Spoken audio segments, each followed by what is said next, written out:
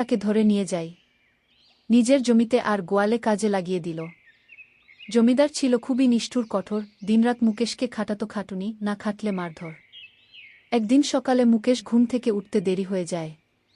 তাড়াহুড়ো করে কোদাল হাতে নিয়ে মাঠে যায়, দেখে জমিদার রাগে ফুঁসছে। সে বিনা দোষেই মুকেশকে বেধড়ক মারধর করে আর তাড়িয়ে দেয়। মুকেশ কাঁদতে কাঁদতে জঙ্গলের দিকে পালিয়ে যায়, এক গাছের তলায় বসে হাউমাউ করে কাঁদে। কিছুক্ষণ পর সেখানে এক সাধু বাবা এসে হাজির হন। তিনি মুকেশের মাথায় হাত রেখে বলেন, কি হয়েছে বাবা? কি হো? মুকেশ সব কথা খুলে বলে। সাধু বাবা হেসে বলেন, এছে বাবা, চিন্তা করিস না, একদিন তুইও জমিদার হবি। এখন গ্রামে ফিরে যা। আশ্চর্য হলেও মুকেশ সাধুর কথা শুনে গ্রামের পথে রওনা দেয়। গ্রামে গিয়ে সে এক দোকান দেখতে পায়।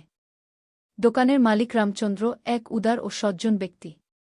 মুকেশ তাকে জিজ্ঞেস করে, বাবু, কোনো কাজ আছে? আমি শুধু খাবারের বিনিময়ে কাজ করব। রামচন্দ্র মুকেশকে দেখে তাকে কাজে রেখে দেন।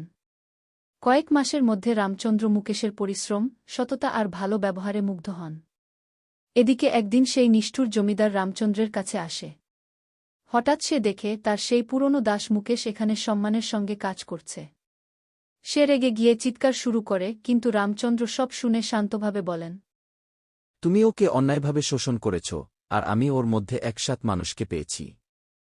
শেষমেশ রামচন্দ্র সেই নিষ্ঠুর জমিদারের জমিদারি কাগজপত্রে কিনে নিয়ে সব মুকেশের নামে লিখে দেন। শুধু তাই নয়, রামচন্দ্র নিজে